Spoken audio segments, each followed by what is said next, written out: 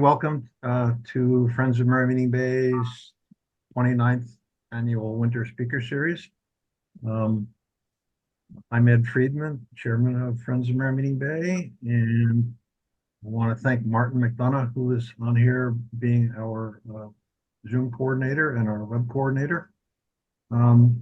If you have questions during this evening's presentation, please use the chat thing at the bottom of your screen, and probably I will moderate them at the end, or somebody will.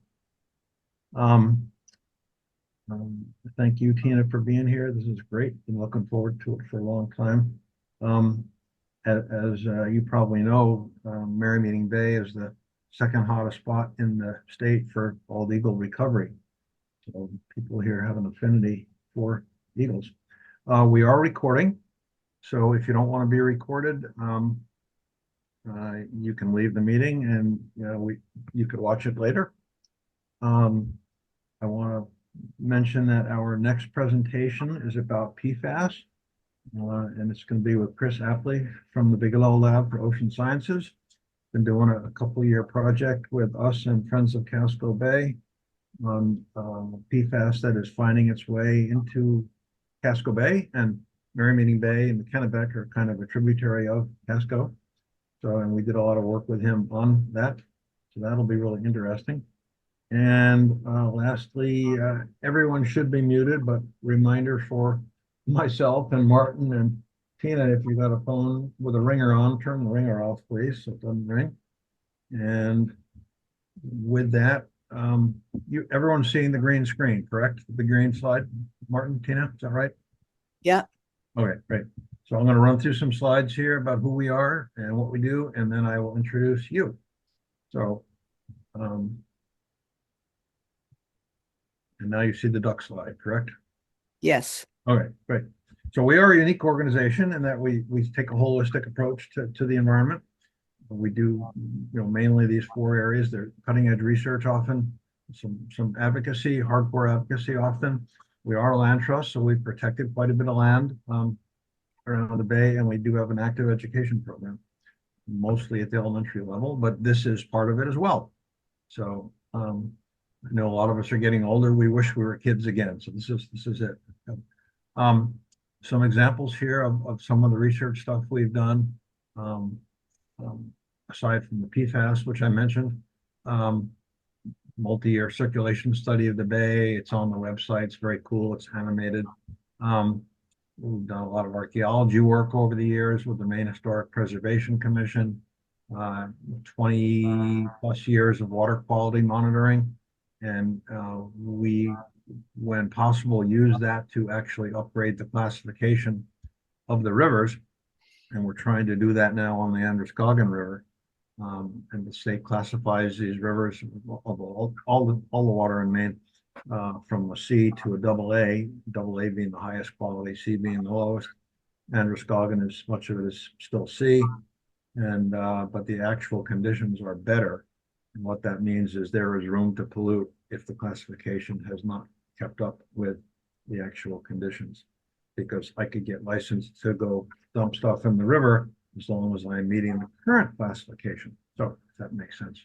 Anyway, we do a lot of bald eagle work over the years, longest running bald eagle nest survey in the state, in cooperation with Fisheries and Wildlife and U.S. Fish and Wildlife Service. And a lot of our advocacy work revolves around fish passage, and these are some couple of gruesome examples of turbine mortality. What happens when eels or finfish go through turbines at a hydroelectric dam? And there's no need for that. And we go into schools and talk about that with the kids, and inside of 30 seconds, they figure out what needs to happen to stop that from happening. As I mentioned, education. We have a couple of really cool bay days each year where kids are outside doing hands-on environmental stuff. So you can see here doing some archaeology and making a watershed model and doing some beach sanding. And we go into schools sometimes as well. And this is a little dated, but our focus on land protection has been wildlife habitat, valuable wildlife habitat, as opposed to recreation. So most of the lands that we've protected don't necessarily have trails on them, but some do. And some of these are conservation easements, and some of these have been donated to inland fisheries and wildlife. If you have someone that wants to see this program and missed it, if you go to our homepage, friendsofmerrymeetingbay.org or fonb.org, and scroll down the right side to education, you'll see a section here with a number of speaker series links, and one of those is a video link. And within a few days, hopefully Martin will have this up and posted there. And here's our calendar for the season. We said that January, New Year here will be a PFAS program, which should be really interesting. And then an area that a lot of people are really getting concerned about is quiet and health effects, physical and physiological and psychological of quiet communities. And we're really going to be happy to have Jamie Banks here, who is the founder of this organization, Quiet Communities. Slime Maine, about gastropods, slugs, and snails, many of which are invasive in Maine. And these other two programs, which will also be really interesting. New England had quite a trade, horses and other things with the Caribbean, and so tied into slavery and sugar and all that stuff. All right, Tina Morris, again, great to have you here tonight.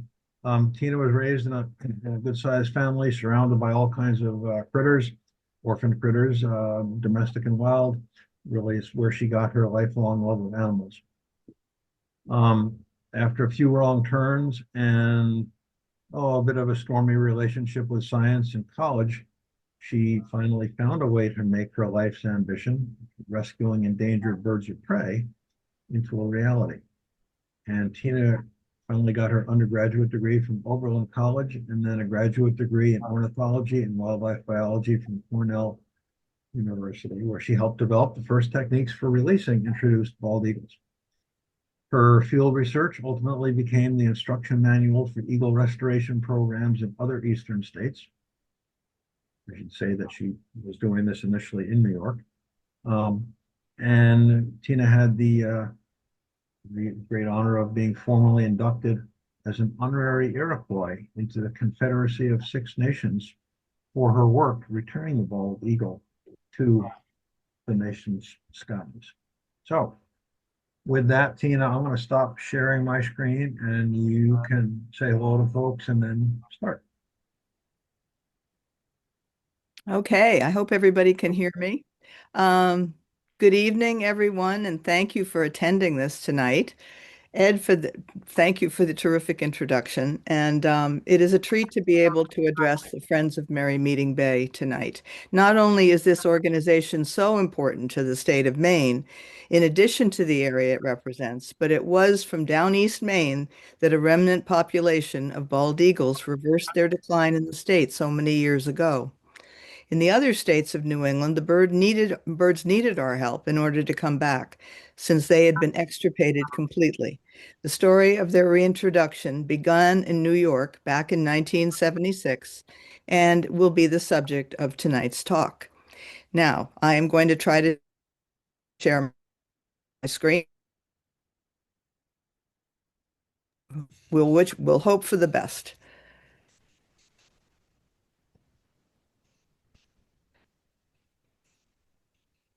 Oop.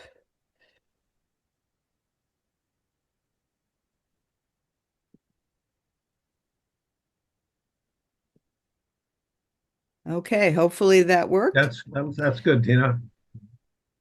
Okay, we're moving on. So it is a tremendous honor to be able to speak about my book, Return to the Sky, the story of the bald eagles I was trying to save almost 50 years ago. Tonight, I will be focusing on those eagles and the project that brought them back to the eastern U.S. If you read the book, you can find out how my life was changed by the program. But for now, the 7 eaglets will take center stage, and just like their spectacular relatives who now range throughout the Northeast and Mid-Atlantic region, they do this very well. The 1970s were a time of magic in bird conservation, and this talk is dedicated to those who made it happen. It's also a positive story, which we all probably need to hear today in light of the recent reports of bird decline. There's another reason why it's an honor to speak to you tonight.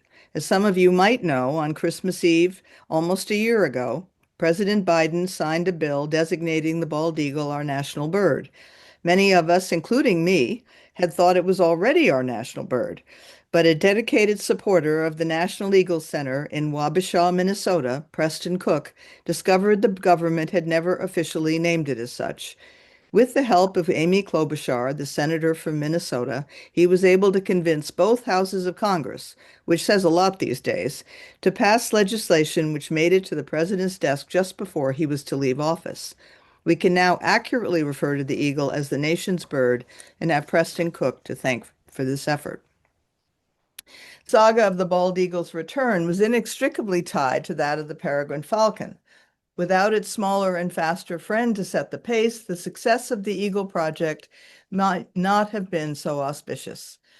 The raptor biologists who were responsible for the reintroduction of the peregrine in 1973 became the central force behind the restoration of the eagle 3 years later. The story of the eagle and peregrine began in Ithaca, in central New York State, home to Cornell University.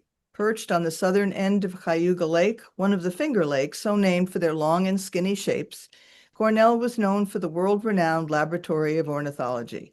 By the 1970s, it had also become the epicenter for raptor reintroductions. We need to back up a decade, however, to the seminal event that started everything. In 1962, a marine biologist named Rachel Carson wrote Silent Spring, the book that sounded the alarm about the lethal effects of the pesticide DDT. At the time, few biologists paid attention to Carson, partly because of her doomsday prediction and partly because of her gender. Women were scarce in science at the time, which made it easy for the scientific community to dismiss her.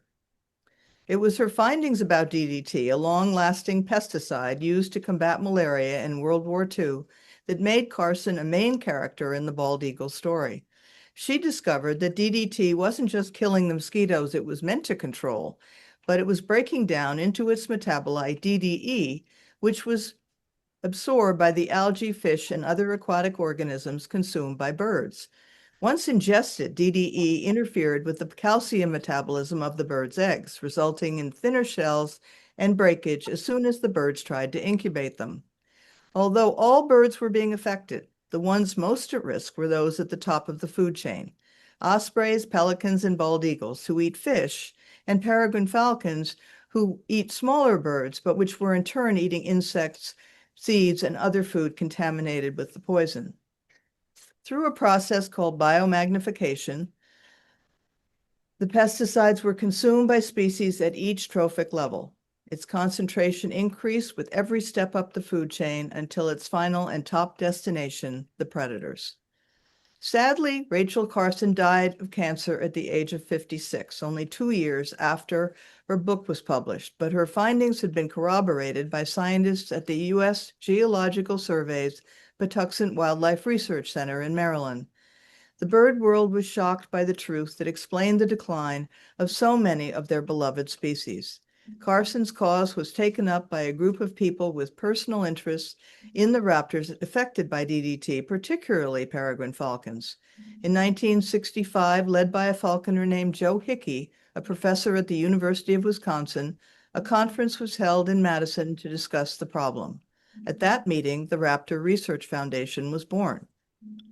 The 1970s became the age of enlightenment as the federal government took up the cause of environmental degradation.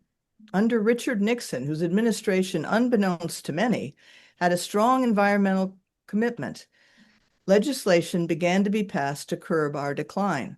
In 1970, Joe Hickey organized a second meeting in Madison, this time to call for the ban of DDT. In December of that year, the EPA was established to be the watchdog for clean air and water.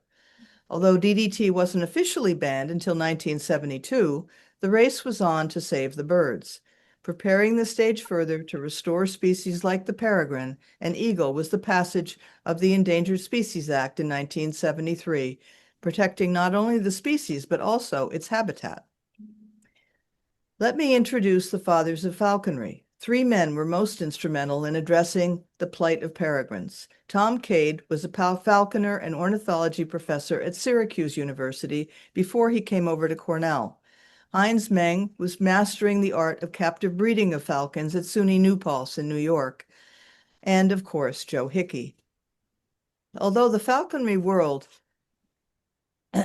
was close-knit and everyone helped each other as they considered how to save the peregrine, it was Tom Cade who established the program that would bring it back.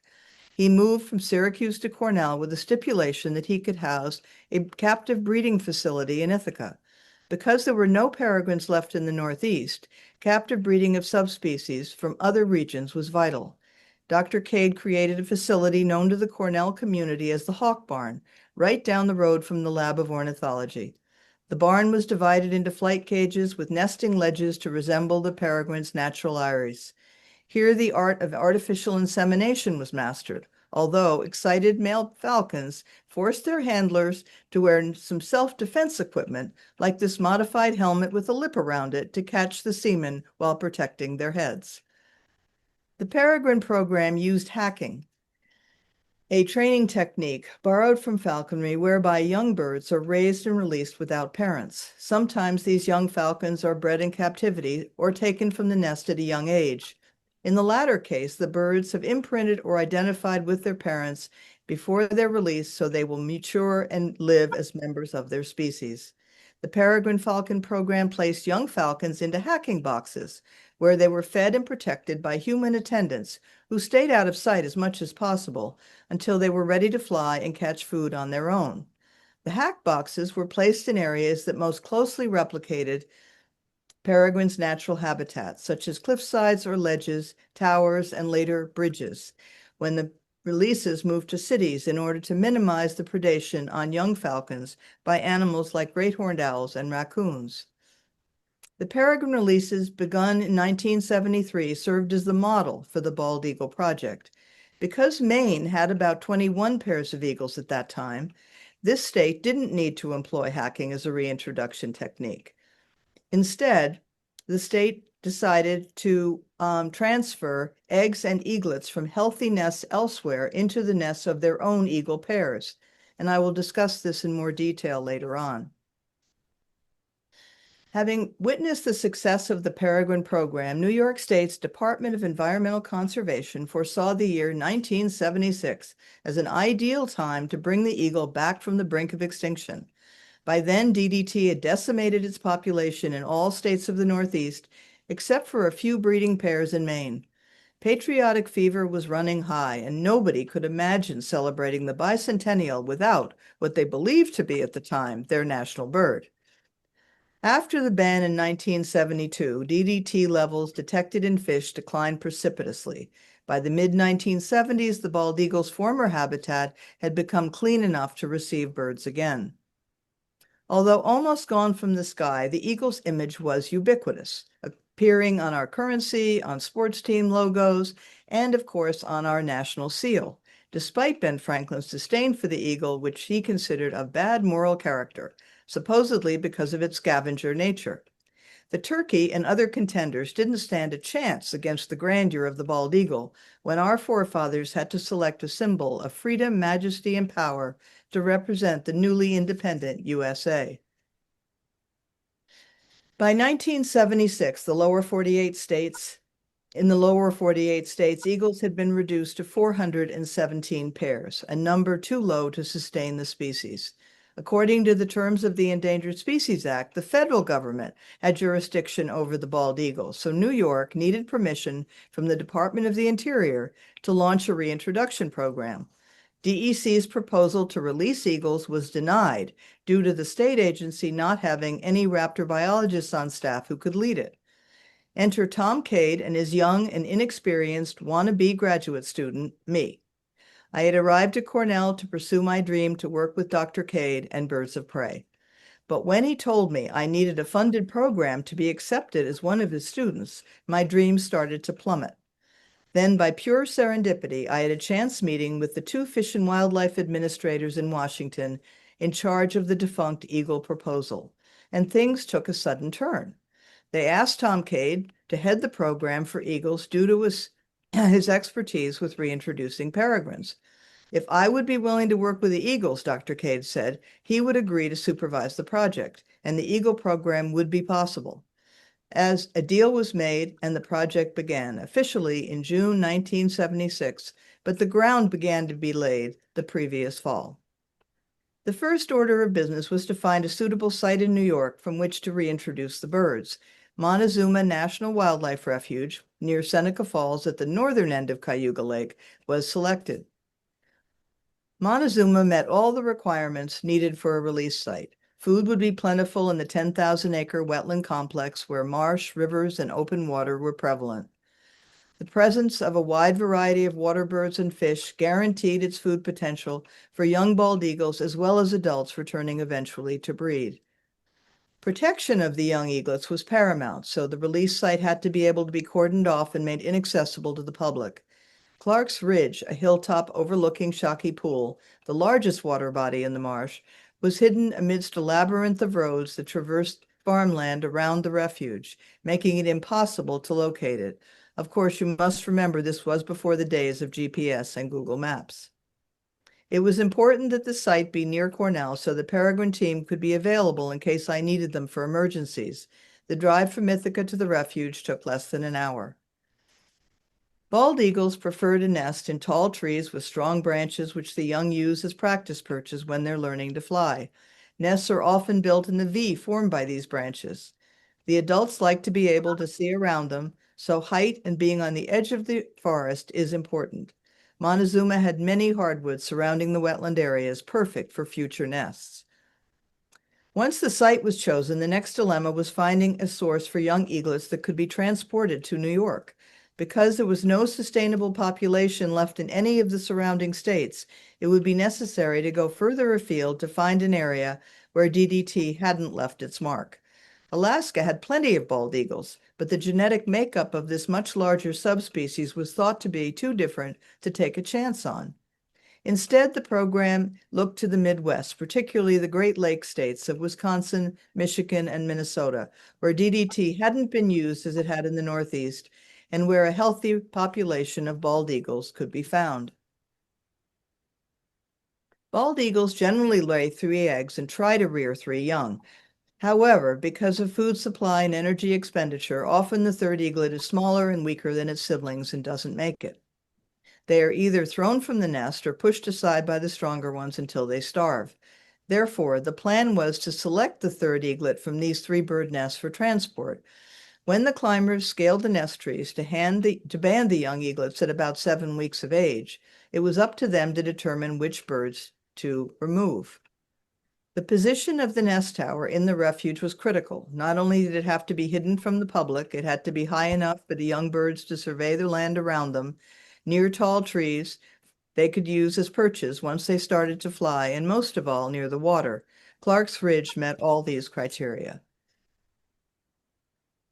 The local electric company donated and installed 4 35-foot high poles for the tower, on top of which we constructed a 7-foot platform.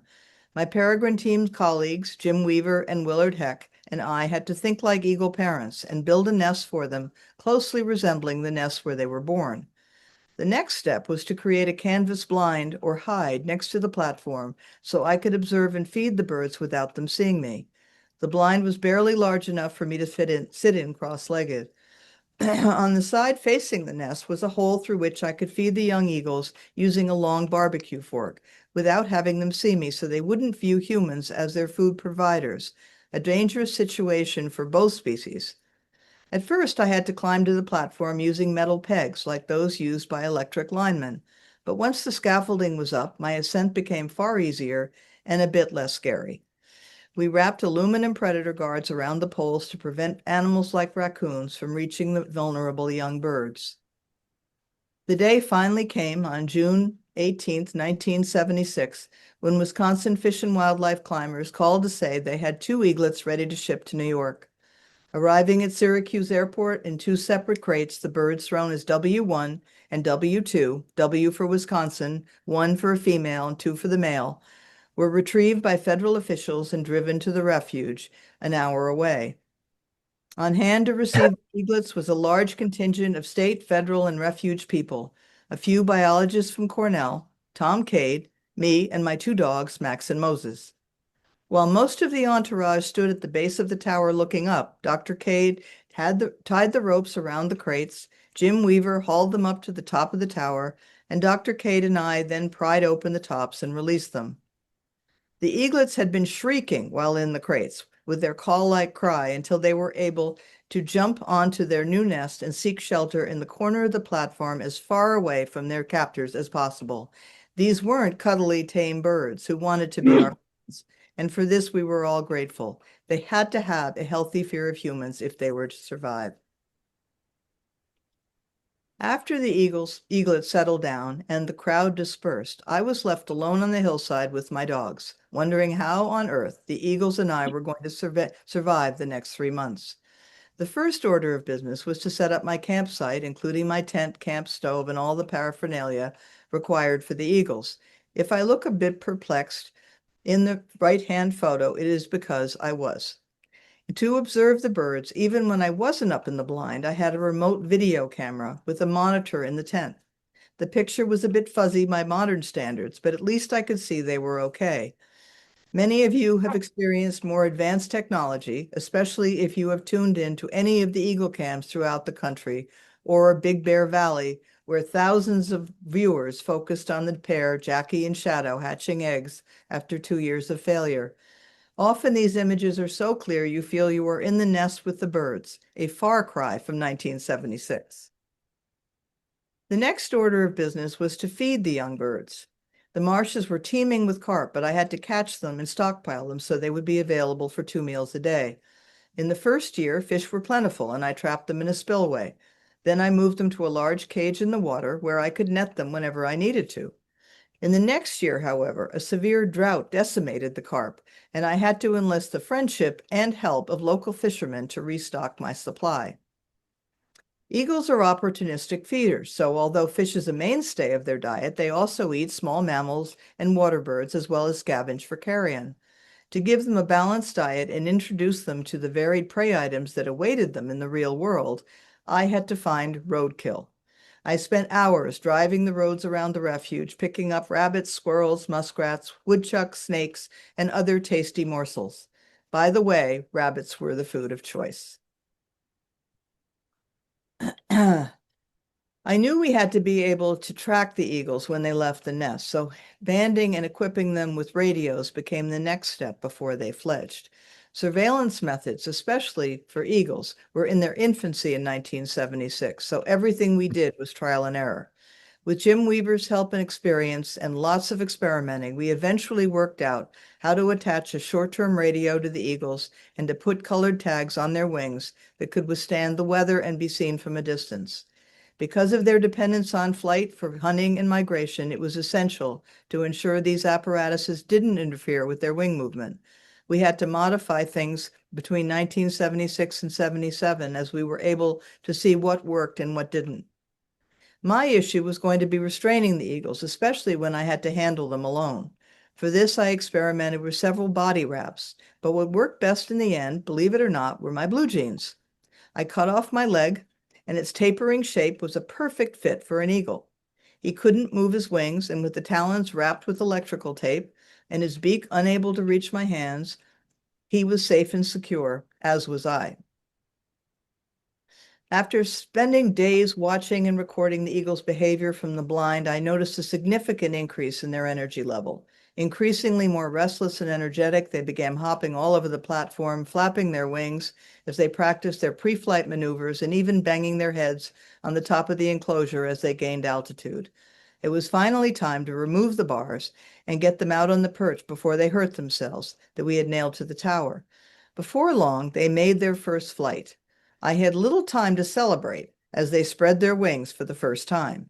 Like all young creatures, first steps, or in this case, flights, are a bit shaky. An eagle's size works against it when first taking off, so it looks like an out-of-control helicopter looking for a landing place. This usually was into the marsh below the hillside, its thick cattail stands interspersed with small pools of water. Without wind to help with lift, the young eagles couldn't become airborne, and so they became stuck. If they had had parents, they would have been able to feed them on the ground and watch over them until their wings were stronger.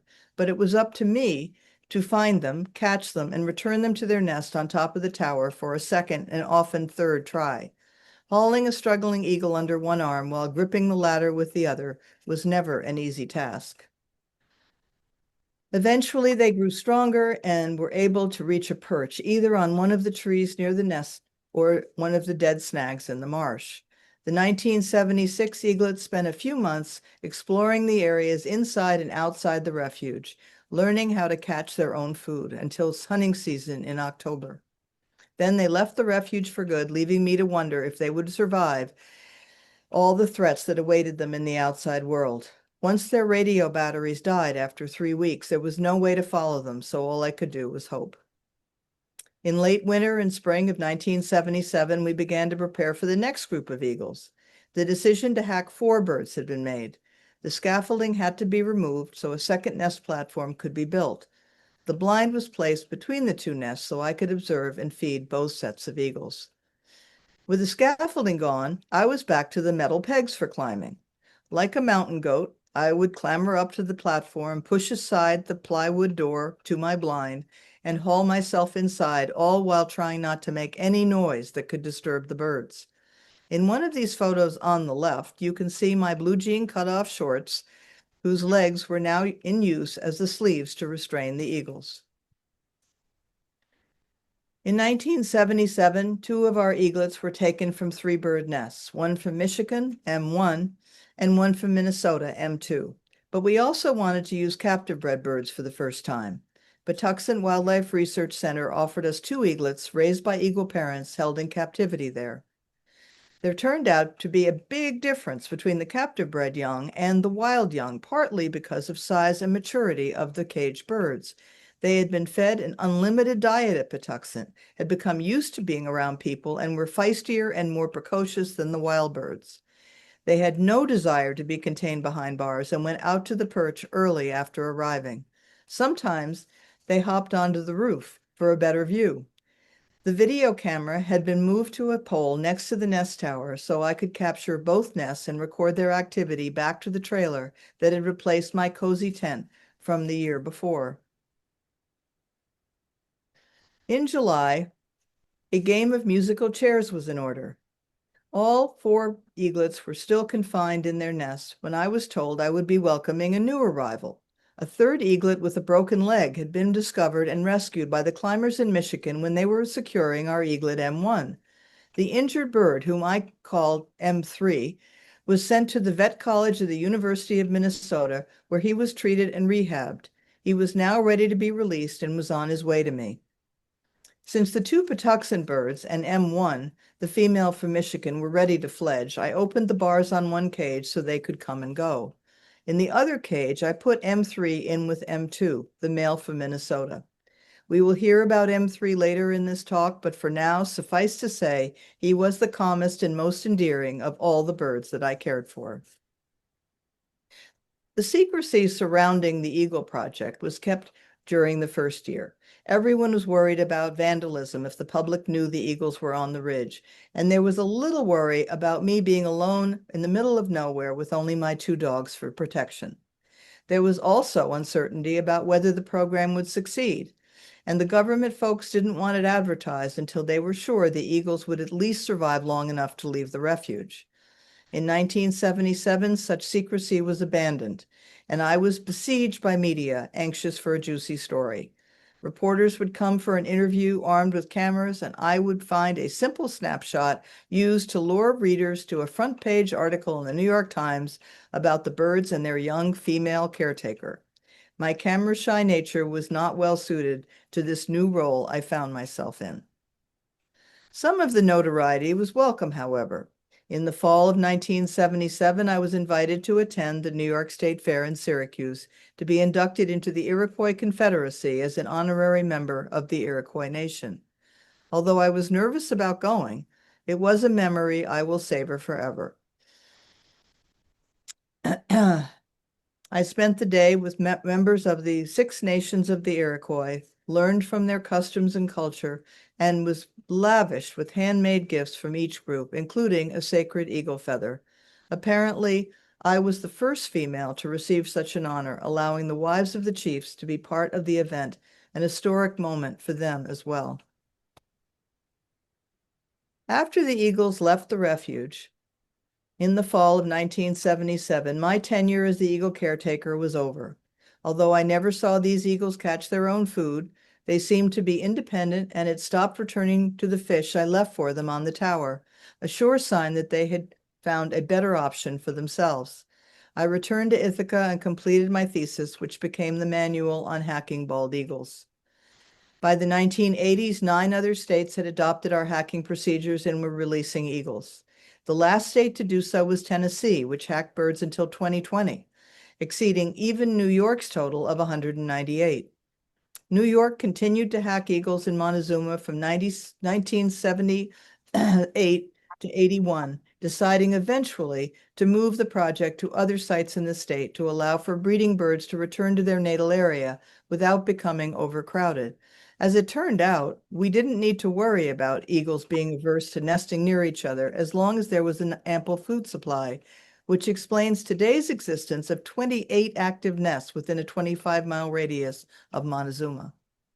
As the hacking projects increased, the states had to reach further afield to find healthy eaglets for transport. While New York was using Alaskan birds by then, deciding that the genetic differences wouldn't be a problem after all, other states like Pennsylvania and New Jersey connected with Saskatchewan and other Canadian provinces. Massachusetts brought in eaglets from Cape Breton, Nova Scotia. This cross-border cooperation between our two countries allowed many eagles to return to the skies of the northeastern U.S. Looking at New England and New York, we can see the dramatic increase in breeding eagle pairs since 1967 when DDT was still a threat. Only Maine had breeding pairs, and just 21 at the time. By 2023, Maine still won the prize with over 800 pairs, with New York a close second with 426. Although Maine didn't need to hack eagles, they did launch egg and nesting transfers from Wisconsin to bring in healthy birds to bolster their own populations. Maine experienced a dramatic increase in its eagle population from 1962 to 2025. The numbers were low until 1976, when 2 things happened to help the eagles. First, the state began to establish buffer zones around the nest sites to protect the young. And second, better alewife management meant more fish were able to return to rivers to spawn. This food source was crucial for parent eagles' productivity. Once given a chance, bald eagles literally fell in love with Maine, increasing their breeding range by 2009 throughout all 16 counties, with most nests concentrated in Hancock, Penobscot, and Washington counties. Leaving Maine for a minute, oops, I'm sorry.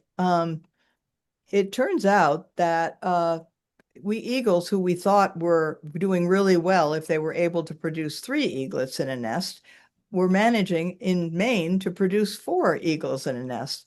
And this particular nest was located near Merrymeeting Bay, and the 4 eaglets lived to fledge. But in the process of learning how to fly, they created so much havoc in their nest trees because there were 4 of them, and they're pretty heavy by that time, that they lost the nest.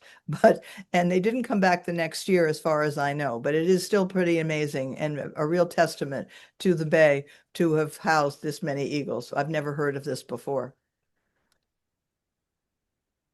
So leaving Maine, circling back to Montezuma for a minute, and the 7 eaglets I had raised back in 1976 and 1977. My Wisconsin eaglets, W1 and W2, turned out to be siblings taken from the same nest.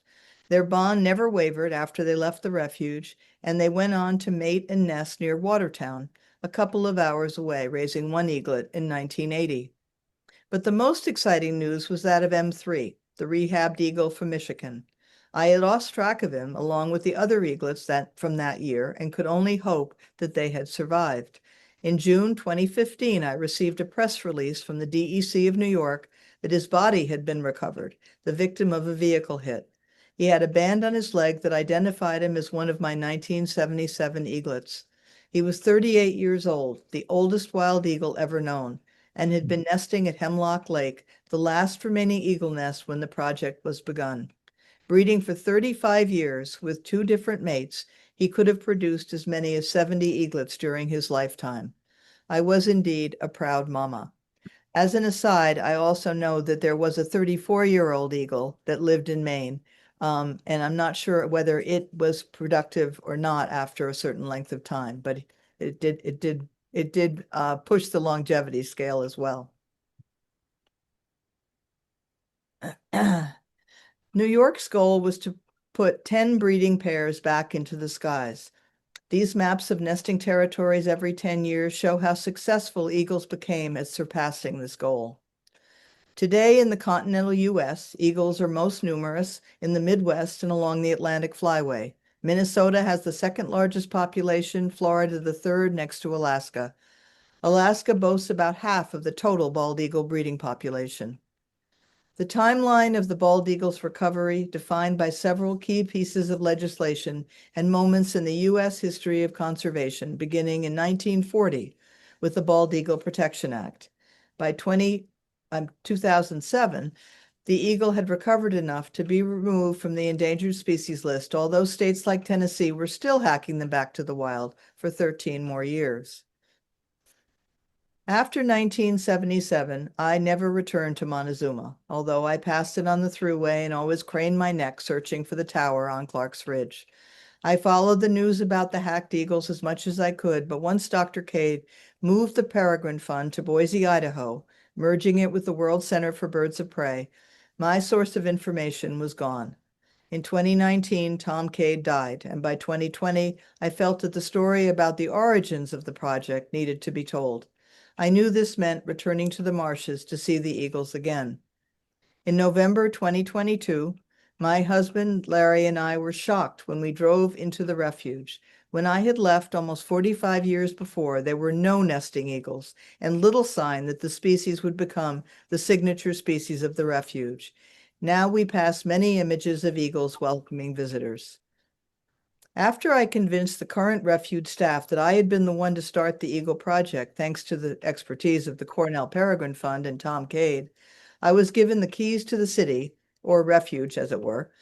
I was shown the giant sculpture designed by Jay Seaman for the 40th anniversary of the reintroduction program that sits on the edge of the refuge adjacent to the New York Thruway. It is quite a sight if you ever drive that road. Accompanied by our Montezuma guides, we bushwhacked our way up to Clark's Ridge, long overgrown but still the home of the nest tower, albeit a bit bedraggled all these years later. Even the box holding the video camera was still intact. I went down memory lane with my patient listeners as they heard about the project, the start of the eagle recovery, and the role Cornell had played in its design. As we stood on the dike road that runs along Shockey Pool, where I had once rescued so many youngsters from the cattails, adult and immature eagles were flying all around us. Here I would like to share what was racing through my mind at this time by reading a short passage from the book about this experience. Several eagles fly over my head towards a group of red maples hugging the inner tributary. Adults land on tree limbs overhanging the dike road, while the immatures, 6 altogether, with their uniforms of chocolate brown from head to toe, perch like preschoolers in one of 2 adjacent trees. I want to call the class to order, to watch and listen and tell them where they have come from and what it means for them to be here on this day. I want to tell them about their grandparents, those stalwart 7 eagles and the others who followed them, where resilience and persistence paved the way for their return to the refuge nearly 50 years ago. I want to stand there alone with my birds until they can grasp their own significance. The water is high, the current swift. It would be impossible to cross to the field of cattails in the distance without a boat. It would be at least chest high and require waders to navigate it. But I know it is possible. In this massive vegetation interspersed with standing pools of water invisible from the outside world had once been 7 hapless eaglets, each rescued from certain disaster by a young researcher as desperate to reach her quarry, she didn't notice how deep the water was, how thick the grasses were, how many times she'd fall into the cavities below her. As I begin to question my memories, seeking clarification at every step of my mind travel, I look up at the hillside, my hillside. Nothing but trees can be seen from down here on the dike road, but wait, there is a shadow behind the tallest ones, a bare silhouette of telephone poles, straighter and darker than trees. Something is there, but I can't be sure. Although my heart is gladdened by the sight of so many bald eagles today, I know that their success and increased numbers haven't been without criticism. Many people don't like having predators in their world or don't understand that an ecosystem is most healthy when every trophic level is full and balanced. An apex predator like a bald eagle can have enemies among humans who find it hard to watch him take a fish from an osprey or attack its chicks or take over its platform, or harass loons or herons who are nesting in their lake. Making room for all species is not something we humans do easily. Instead, we pick sides, and often the underdog becomes our cause. We have forgotten that almost 50 years ago, the eagle was the underdog, and only with our help and vigilance was saved from extinction. I hope we can learn to champion his comeback, to be tolerant when he behaves according to his true nature, and to ensure the threats that still exist in his world are mitigated so as not to repeat the damage of DDT. And there are significant threats to the eagle we have to be concerned about. Lead poisoning results from lead shot used by hunters that drops into the mud of streams, lakes, and rivers, or is inside the carcasses of waterfowl or deer. Lead fragments are in the gut piles the hunters leave behind to lighten their load as they leave the hunting area. It can also come from lead sinkers used in fishing. Lead wreaks havoc on an eagle's nervous and digestive systems, causing him to lose weight and eventually die. Shooting continues to be an issue, as do vehicle deaths. M3 was testament to this. Eagles are scavengers, so a roadkill or carcass on train tracks are too enticing for a hungry eagle who will arrive to eat dinner and be hit. AVM, or avian vacuolar myelinopathy, is caused by a toxin in cyanobacteria, blue-green algae, that transfers to eagles through water birds like coots. Wind farms, although a positive resource to counter our use of fossil fuels, can also take out eagles, especially when built near their nesting sites. Immatures, as we have learned, aren't coordinated enough to avoid the giant blades when learning to fly. Other threats like rodenticides, especially eschars, second-generation anticoagulant rodenticides used by homeowners, businesses, and farmers, are lethal to eagles who ingest the targeted rodents, unwittingly looking for an easy meal. The more insidious threats of habitat loss, which often reduces nest sites by logging or thinning of tall trees, or developing lakes and lake shores and rivers, and of course climate change, which affects the food supply the eagle depends on. And our latest and perhaps most serious worry, avian flu, which has taken its toll on many eagles, especially in coastal states like Georgia and Florida, where eagles eat water birds infected with the disease, but also in former eagle strongholds like Michigan and Minnesota. It is believed that this virus killed 600 eagles in 45 states in the last few years. Migrating flocks of snow geese usually winter along the Atlantic coast from New Jersey to South Carolina. On their way south from their breeding grounds in Canada and Greenland, they follow the Atlantic Flyway down the Connecticut River Valley, then along the Hudson River in New York, and through New Jersey and Pennsylvania on their way south. A few flocks will occasionally pass through Maine, and recently some poultry in Penobscot County were reported to be positive for bird flu. Last winter, thousands of snow geese succumbed to the virus in eastern Pennsylvania, and at least 1,000 were found dead in New York. Alarmingly, snow geese are a favorite prey item of bald eagles. This bird is too majestic to be ignored again, but as we have seen with many less charismatic birds, if we take our eyes off the ball, we lose the brilliant biodiversity we need to make our planet survive. The Bald Eagle Project was a success, its recovery extraordinary, and the lessons we have learned should be enduring. We humans owe a debt to the natural world around us. We need to respect it, conserve it, and be mindful of its future. I hope you can read Return to the Sky if you haven't already done so, but most important, that you are able to enjoy the many bald eagles who have made Maine their home. Today, we can revel in the numbers of wintering birds who visit the rivers and unfrozen areas along the coast, as well as the many nests that can be spotted throughout the state during their breeding season. This July, to commemorate the return of the eagles, we'll be celebrating the 50th anniversary of the Reintroduction Project, as well as the 250th birthday of our country. Thank you all for listening tonight. I apologize for my snafus with my internet, but in case you are interested in purchasing the book, I've given you a few places that you can go. And at this point, I will turn this over to any questions you may have, and I hope I'll be able to answer them. Well, thank you so much, Tina. That was wonderful. And I think that I probably can speak for everyone on this call that we are so grateful for the work that you did, because we have so many of these birds here now. I just have, there's nothing in the chat room yet, so I have a question. You said something earlier, which I really had not thought about, and that, why were these transplant birds coming from sort of the upper Midwest? He said because they didn't use DDT there. Do you know why DDT wasn't used there? Yes, there was not much agriculture. And so there was no need. There was the Midwest was an area below the Great Lakes areas. There was DDT sprayed because of agriculture pests. They were trying to get rid of all the pests that were eating the crops. But Yeah. as you went further north towards the Great Lakes, there was no reason to spray it. And so the Great Lakes states got away without having any DD. Well, they had some, but not much. And mostly it was for nuisance mosquitoes, not for anything that had to do with financial losses.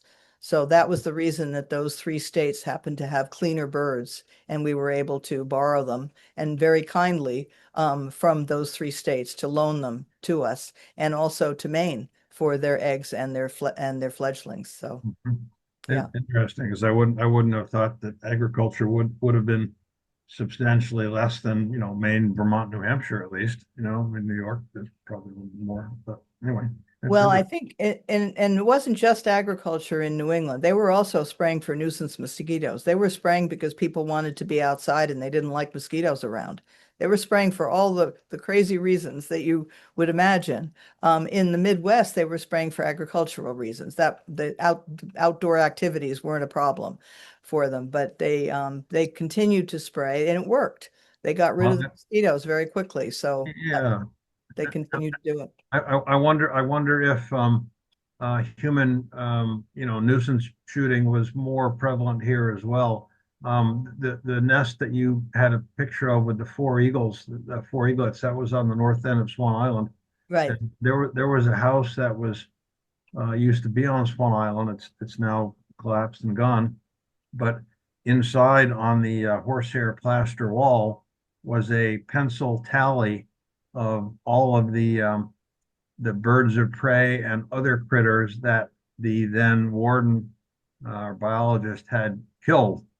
And I don't remember seeing eagles there, but there were owls and hawks and and porcupines and et cetera. But it was like you use your Yeah. pencil to make the 1, 2, 3, 4, and then the hash mark across for five. And I have a photograph of that. So I don't know if there was any difference regionally with how we treated these birds as well. Or if it It was could have significant. been. I don't think in New England we didn't like predators. Where Mhm. they took our livestock and we didn't like having them around, and so we just got rid of them Yeah. as fast as possible, and that included birds of prey. It wasn't just the wolves that we decided to, and the mountain lions that we decided to get rid of, but we were also going after the hawks. I didn't find that a lot of eagles were shot in New England. They Mhm. were shot mostly from recreation. Somebody would go out with a gun and see a big target, and they would go after them. Yeah. But before 1940, they were shot all the time. They were considered to be a pest, and they were considered to take their, livestock and chickens and everything else. But Right. after the Bald Eagle Protection Act, it was illegal to shoot an eagle, so that stopped people a little bit. A number of people have commented just on how excellent your program was, and thank you. Thank you Uh, very much. Question from Janet, asking where you live and work now, and what's your latest project? And also, an amazing story that you told. So, Right, right. Well, after all of this was done and I had several jobs in wildlife conservation, I became a teacher for 25 years. So I just retired from that and wrote this book. So I haven't really found my next project yet. I'm still working on that. So any ideas, send them my way.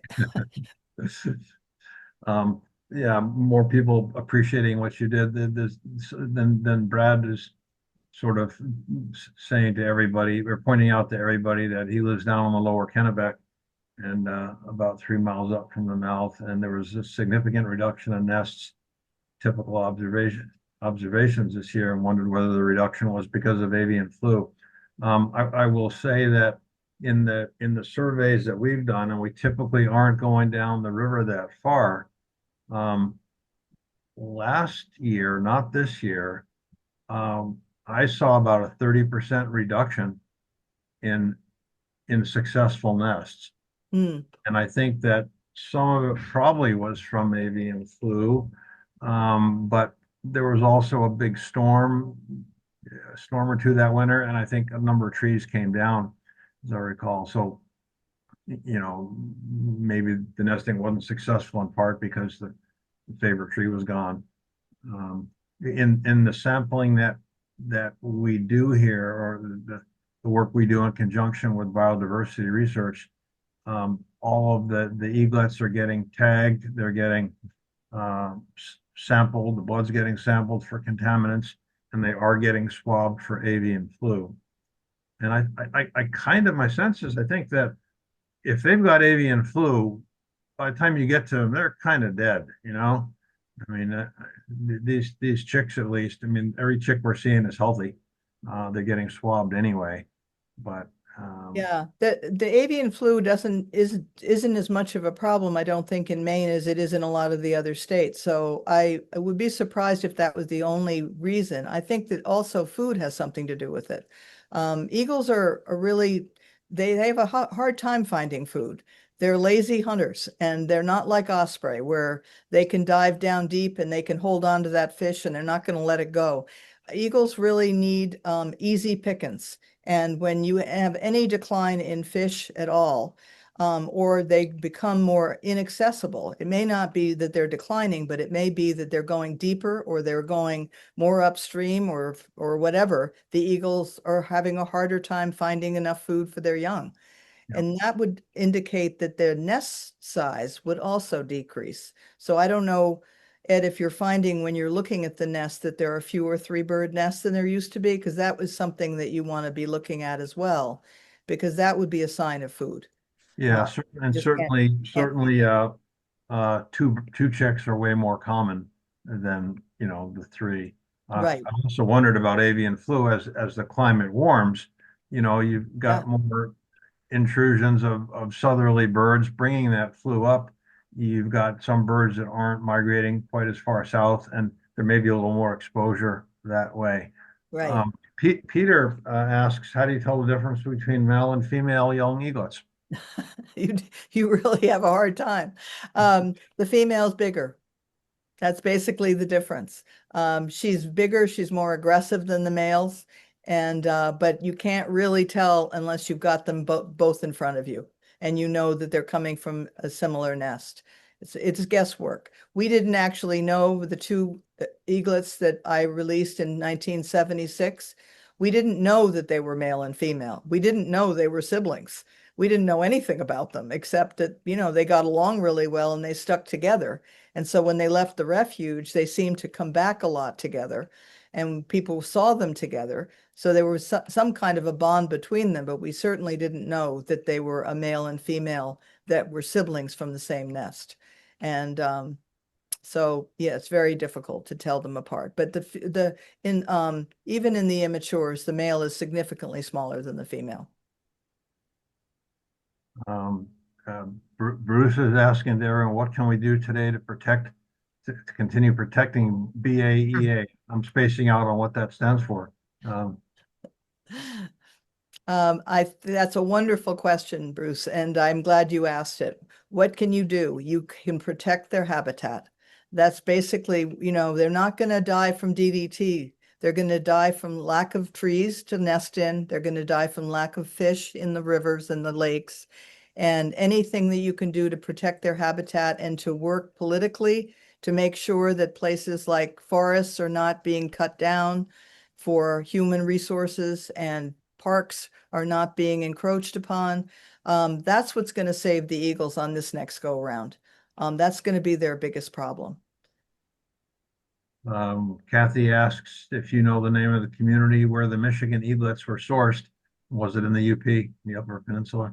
No, well, actually, one was. That's not true. One was from the UP, but most of them were from the lower part of Michigan.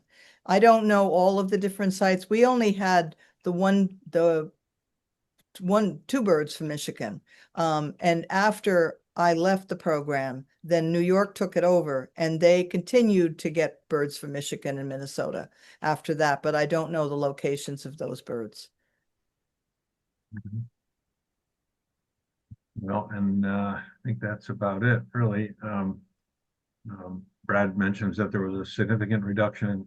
He says strippers, but he means stripers in the Kennebec this year. Well, that's interesting that because that would probably, wasn't he the one who said that that there were fewer birds, fewer nests? Fewer nests, yeah. Yeah, yeah, that would explain it. Stripers are actually a really good fish for eagles. They can catch them. Mhm. They tend to, I think, I'm not a fisherman, but I'm imagining that they tend maybe to stay closer to the surface than some of the other. Yeah, they're often on the surface, Yeah, but they also are pretty big, I mean, and they're big. Yeah. um, Well, eagles don't have problems with the size. They have trouble with the ones that are going to go deep. They can't, once they have to get wet, they're completely different from an osprey. They don't have the bend in their wing. The mhm, reason for that bend in the wing of an osprey is to give him propulsion when he goes down into the water that he can get himself back up again. And mhm, the wing bends that way on purpose. Eagles don't have that. They just have the flat wing and it gets wet and it's heavy and they can't get out of the water.